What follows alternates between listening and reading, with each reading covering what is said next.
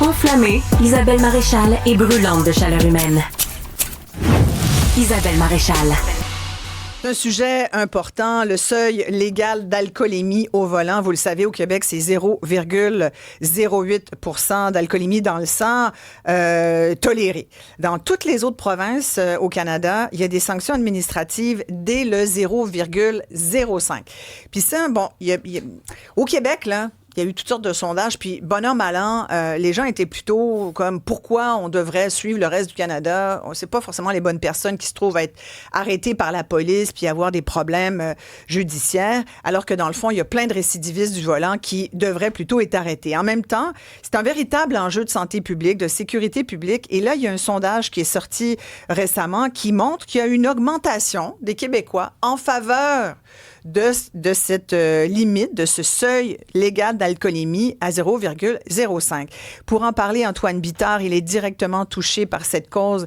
Il est le père de Jessica, je vous le disais avant la pause, décédée il y a 8 ans dans un accident de la route qui impliquait un chauffeur intoxiqué. Merci beaucoup, Antoine, d'être là. On se connaît, vous êtes souvent venu à l'émission. C'est une cause avec votre conjointe, Elisabeth Rivera, qui vous touche et on n'imagine même pas votre douleur et votre calvaire. 8 ans plus tard, vous me disiez, là, il y a des changements. Il y a un sondage qui vient de sortir. Il y a comme une ouverture nouvelle, là. Oui. Quand on a commencé, Elisabeth et moi, de pousser le 0,05, on était à peu près à 52 %. C'est pour ça qu'on avait fait la première... Des gens qui étaient contre ou pas... Pour le 0,05. Donc 48 contre.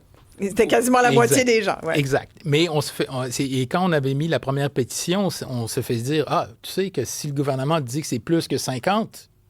il devrait le faire. On était parti sur l'idée que ça allait se faire. Il y a eu des nouvelles élections, on n'a pas eu les résultats de la première pétition, on a fait la deuxième pétition, et durant la deuxième pétition, il y a eu des sondages qui ont été faits à 61 64 dépendant avec les régions et l'intérieur. Là, on se dit, wow, ça commence à augmenter. Ouais. Et maintenant, on est rendu à 71 %. Ouais. Et comme certaines personnes me disent, tu es en train de parler pour 71 % de la population exact. Pour le 0,05. Ouais. Donc, il y a eu un travail d'éducation qui a été fait. Comment vous expliquez que les Québécois se rangent de plus en plus au fait qu'il faudrait peut-être finalement qu'on rehausse le seuil illégal? Je pense, et c'est d'après moi, que de plus en plus de victimes en parlent. Alors, plus on en voit, plus on entend, plus on se dit, ça peut nous arriver. Et il y a eu des journalistes qui en ont parlé, il y a eu des maires qui en ont parlé, qui ont été affectés. Il y a beaucoup, beaucoup de monde qui sont affectés par justement des collisions où est-ce qu'il y a eu de l'alcool au volant ou de la drogue. Ouais. Alors là, les gens commencent à sortir, ça commence à être de plus en plus. Surtout que les jeunes, ils boivent moins. Est-ce qu'ils fument plus? Ça, c'est une autre chose. Mais il y a les pilules, parce que là, on parle de capacité affaiblie. Faculté affaiblie, fait que c'est à la fois l'alcool, mais c'est toute autre drogue.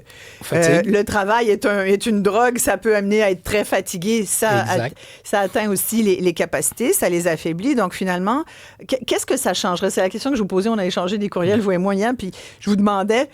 Ça changerait quoi, dans le fond? 0,05, 0,08? Parce que là, on parle de sanctions administratives.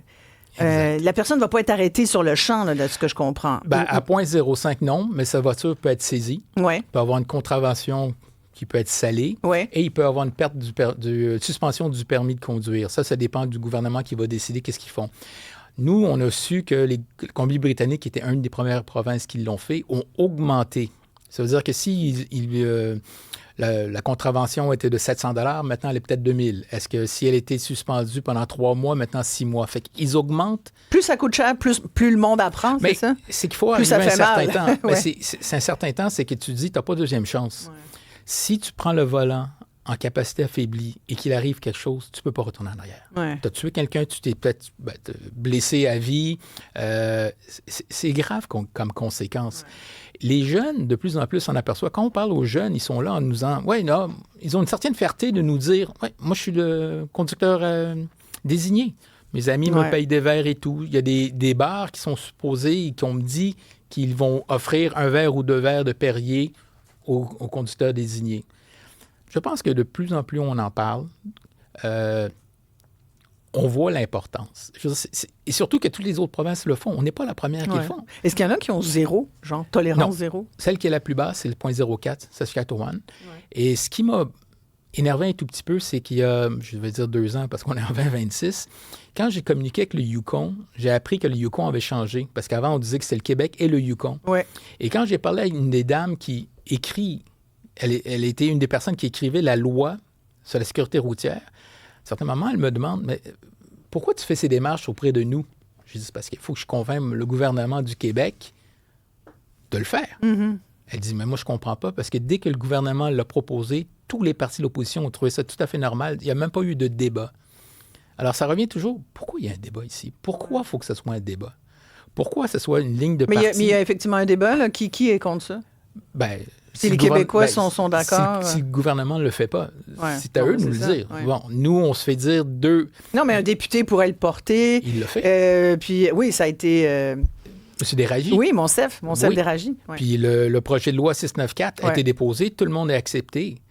Mais quand ils ont demandé de faire l'amendement, quand il y a eu quand ils ont discuté le projet de loi 48, les améliorations ou la plus de sécurité pour la sécurité routière avec Mme Guilbeault, Monsef a demandé un amendement pour mettre le 0.05 parce que tout le monde se disait, ben, tu es en train de parler de la sécurité routière et tu ne parles pas de ça. Mais je me souviens à l'époque, ça faisait aussi débat chez les gens. On en avait fait un débat ici aussi. Puis les gens disaient, oui, mais est-ce que ça va est-ce que c'est pas les mauvaises personnes qui vont être arrêtées? Par mauvaises personnes, j'entends des gens qui ont peut-être pris un verre d'alcool, puis on le sait que à moins d'être un grand baraqué, un verre, des fois, ça peut t'amener vite à atteindre le seuil d'alcoolémie illégale. Fait que là, les gens disaient, c'est pas tant la personne qui prend un verre ou deux puis qui a pas les facultés affaiblies.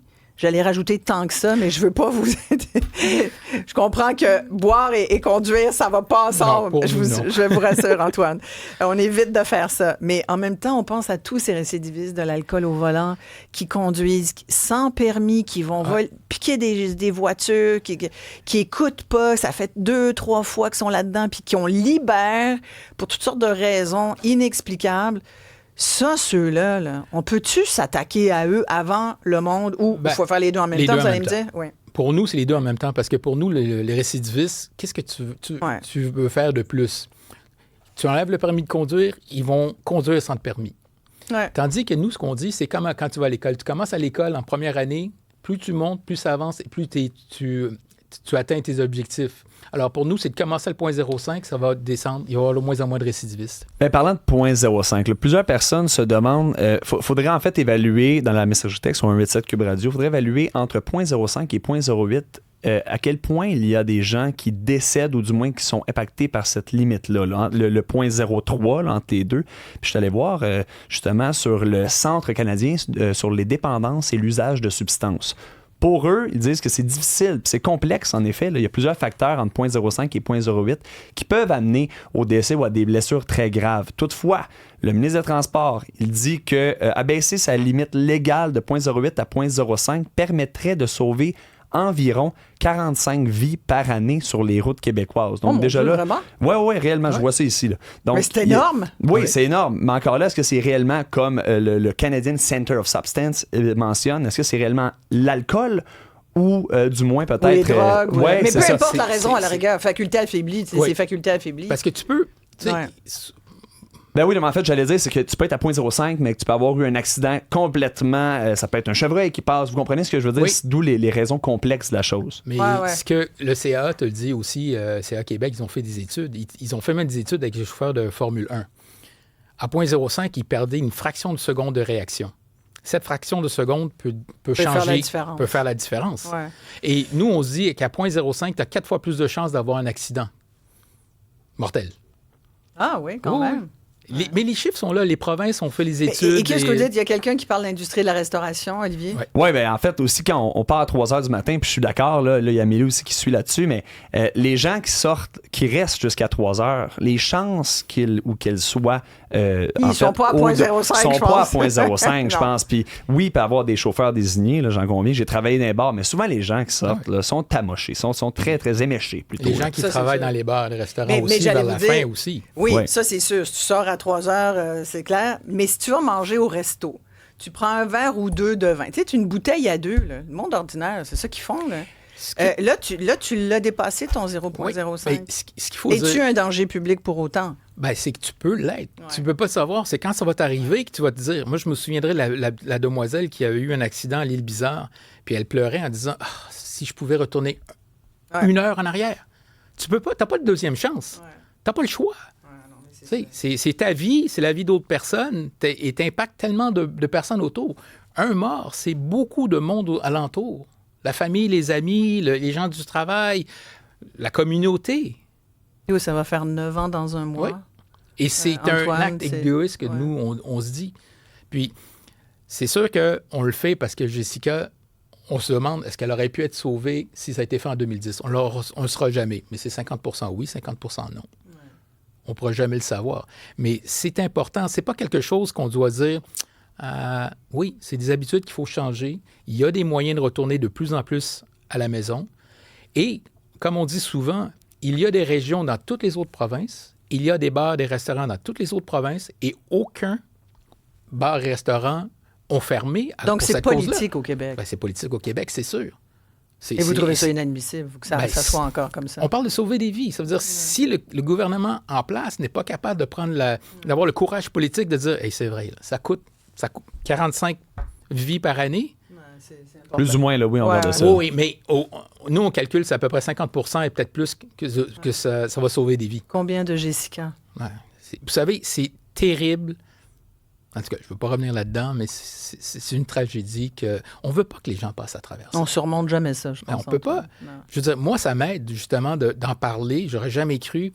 Il y a des gens qui me disent « Ouais, mais tu fais un petit peu la victime. » Je suis une victime, mais des je gens veux qui vous disent ça. Ben, j'ai eu un commentaire, quelqu'un qui me dit « Ce monsieur, c'est pas parce qu'il a perdu sa fille qu'il s'est rendu un expert dans l'alcool au volant. » Alors, écoutez pas ces gens-là. Non, je les écoute pas. Mais ce que je veux dire, c'est que tu t'aperçois qu'il y a toujours des gens, à un certain moment, qui accepteront pas. Non. C'est sûr, parce que ça demande qu'on soit tous plus responsables. Puis ça vient avec des responsabilités puis des actions. Merci beaucoup, Antoine Bittard. C'est toujours un plaisir, Isabelle. Merci beaucoup. Après la pause, je reçois la fille de Mom Boucher. Restez là.